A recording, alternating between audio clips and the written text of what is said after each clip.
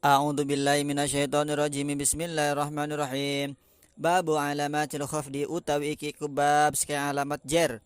Alamatul khafdi lati bihan dobat kasrun wa yaun summa fatsatun faqat. Alamatul khafdi utai sekian alamat jer allati indobato biha allati indobato kang nerima kepelanggaran ia khafad biha kelawan lati kasrun iku kasro wa yaun lan iya summa fatatun faqat kari-kari fatah faqat doang. Selanjutnya ngebahas tentang ciri-ciri i'rab jer. Kata kimusonib alamatul khafdil lati bihandobat kasrun wa yaun summa fatatun fakot. Ciri-ciri alamat i'rab jer allati bihandobat yang mana telah ada patokannya, yang telah tersusun, yang telah tertulis itu yang pertama adalah kasro, kedua iya, ketiga fathah. Jadi i'rab jar itu ada tiga. Yang pertama ada ajarnya dengan kasroh, ada ajarnya dengan iya, ada juga ajarnya dengan fathah. Nah, tanda asli ajar itu dengan kasroh, sedangkan iya dan fathah itu adalah i'rab niyabah, i'rab furu cabang. Fafid bikasri ma minal asma urif fi rafihi bidomi haisu yan sori fafid.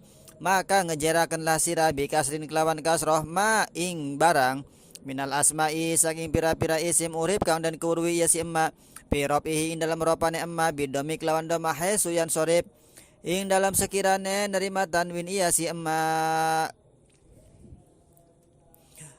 Kata kimusoni fafid bikasrin maka ajarkanlah olehmu ajarkan bikasrin dengan kasroh ma minal asma'i urip piropihi bidomi, yaitu setiap-tiap isim yang diketahui ropaknya itu dia dengan doma.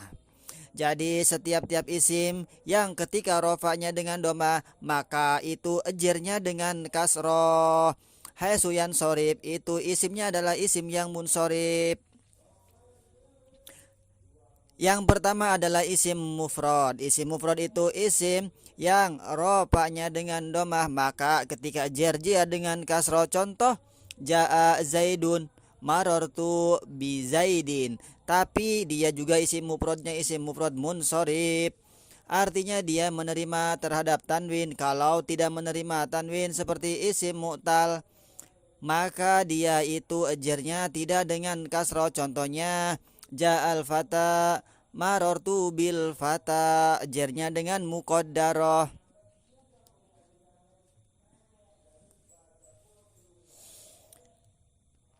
Kemudian yang kedua adalah jamak taksir. Jamak taksirnya juga harus munsorib, maka ketika jar dengan kasroh, contohnya marortu birrijali. Kemudian selanjutnya adalah yang ropanya dengan domah jama muannas salim. Setiap-tiap jama muannas salim maka ketika tingkah jar dengan kasroh, contohnya bimuslimatin. Nah itu ya. Nah ketika tidak munsorib, nah di sini yang penting maka dia tidak dengan kasroh tanda jernya. Contoh jama taksir marortu bil usaro, tahu marortu bil mustafa yang mufradnya, marortu bil fata itu mukodar ya. Beres. Wafid biya'i kullama biha nusib wal khomsatal asma bisyaratiha tusib. Wafid lan ngejarakanlah sira biyain kelawan iya kullama biha nusib ing saban-saban barang kelawan iya nusib kang den nasabakeun ya si emma.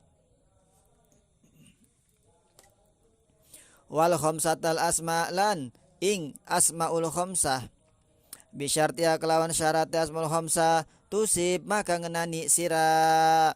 Wahfid biya'i kullama biha nusib wal homsatal asma bisyartiha tusib. Wahfid, kamu harus mengajarkan biain dengan iya kullama biha nusib setiap-tiap isim yang nasobnya itu dengan iya. Jadi setiap-tiap isim yang nasobnya dengan iya maka ajarnya pun dia sama dengan iya. Isim apakah itu? Yaitu isim tasniah dan juga jama mudzakkar salim. Jadi setiap-tiap tasniah atau jama mudzakkar salim maka ketika tingkah ajarnya menggunakan iya. Contoh marortu bizaidaini, marortu bizaidina.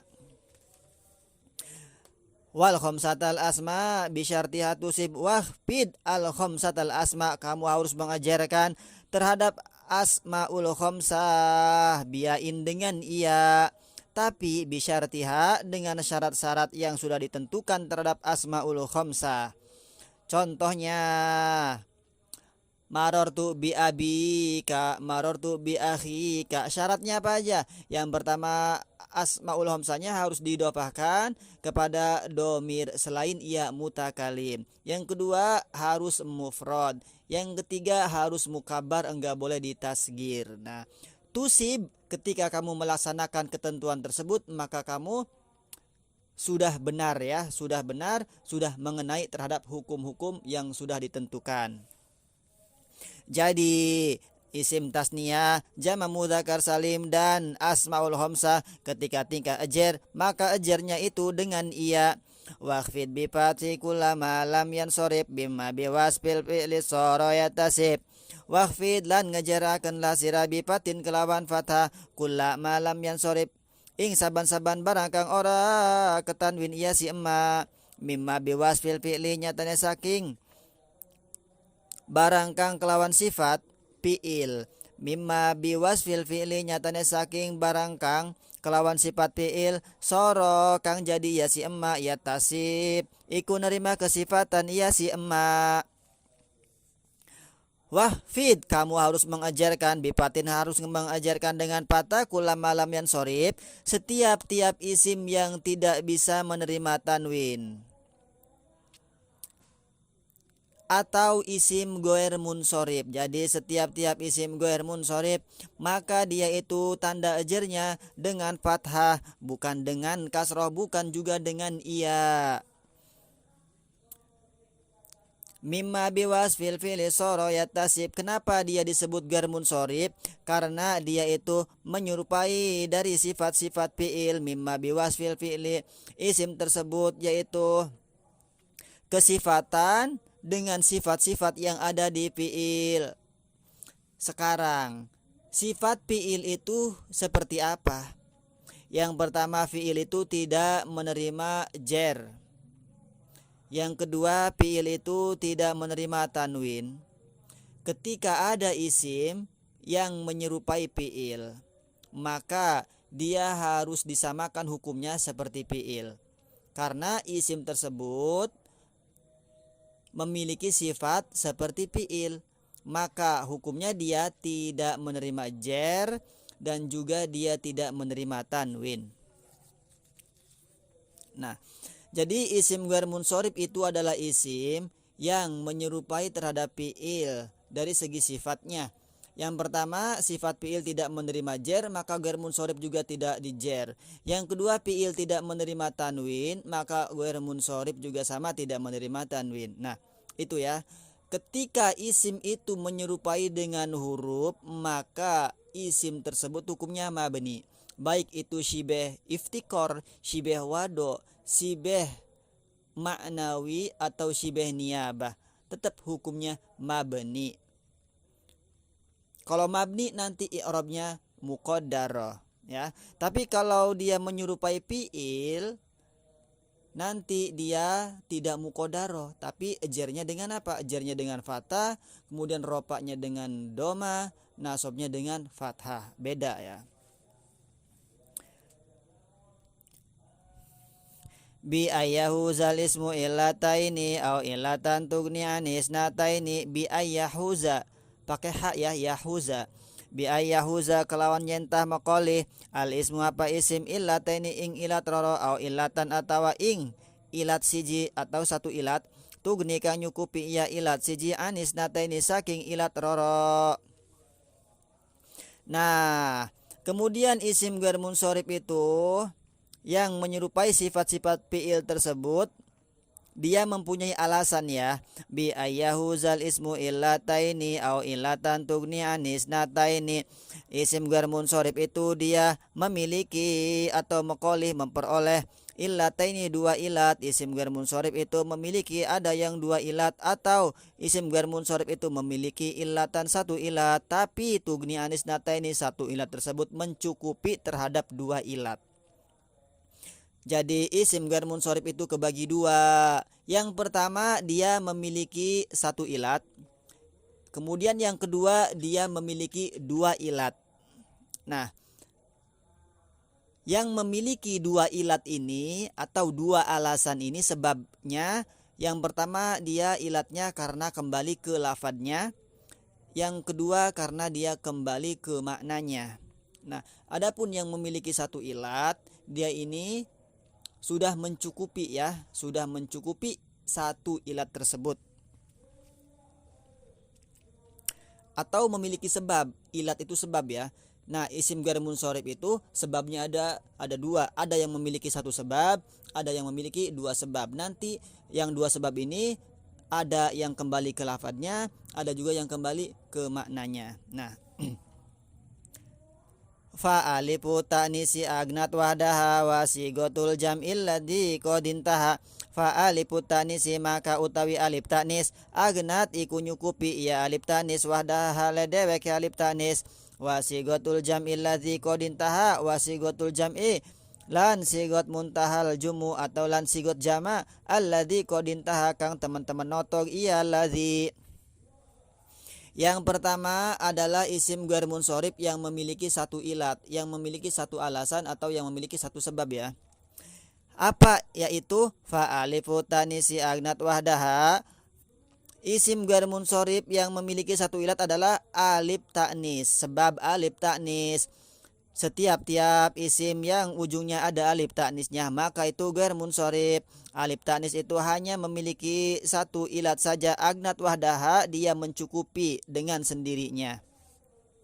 Contohnya asya'a dan hubla, baik alif ta'nisnya itu mamdudah ataupun alif ta'nisnya maksurah, tetap dia masuk ghair munsharif. Nanti ketika jar dengan fathah, contohnya bi asya'a atau bi hubla. Kalau mamdudah itu alif ta'nis mamdudah, alifnya itu panjang ya, asya'a. Kalau maksurah dia itu seperti iya, ujungnya seperti iya, hubla. Itu yang pertama, itu alif ta'nis. Yang kedua wasigotul jam'il ladzi qadinta, yaitu sigot muntahal jumu. Sigot muntahal jumu itu adalah setiap jamak taksir yang setelah alif taksirnya itu dua huruf atau tiga huruf. Nah, yang tiga huruf ini huruf tengahnya itu disukun, wazannya mafailu dan mafailu. Contoh masajidu dan masobihu. Nah, masobihu. Nah, setelah alif maso ada tiga huruf ba ya ha. Nah, huruf yang tengah sukun, huruf ya sukun. Nah, itu ya. Jadi sigot muntahal jumu itu jamak taksir yang setelah alif taksirnya ada dua huruf atau tiga huruf, kemudian yang tiga huruf itu tengahnya sukun. Dia sudah tidak bisa dijamakkan lagi. Kenapa? Karena sudah mencapai puncak dari jamak. Itu namanya muntahal jumu ya, puncak dari jamak. Nah, contohnya bima sajida marortu, bima sajida marortu, bima sobiha. Ketika ajar maka ajarnya dengan fathah. Jadi isim ghair munsharif yang memiliki satu ilat itu ada dua ya. Satu karena sebab alif ta'nis, baik alif ta'nis mamdudah ataupun alif ta'nis maksurah. Yang kedua karena sebab segat muntahal jumu, wazan mafailu atau mafailu, masajidu atau masobihu, dan juga yang diserupakan dengan wazan mafail dan wazan mafailu. Nah, itu ya. Seperti nawafilu. Nah, nawafilu itu masuknya apa? Diserupakan. Kenapa? Karena awalannya adalah nun bukan emim. Tapi kalau awalannya emim berarti dia tidak diserupakan, termasuk mauzun ya. Tapi kalau bukan emim awalnya itu diserupakan. Tapi meskipun diserupakan tetap hukumnya ghair munsharif. Nah, itu. Wallahu a'lam bissawab.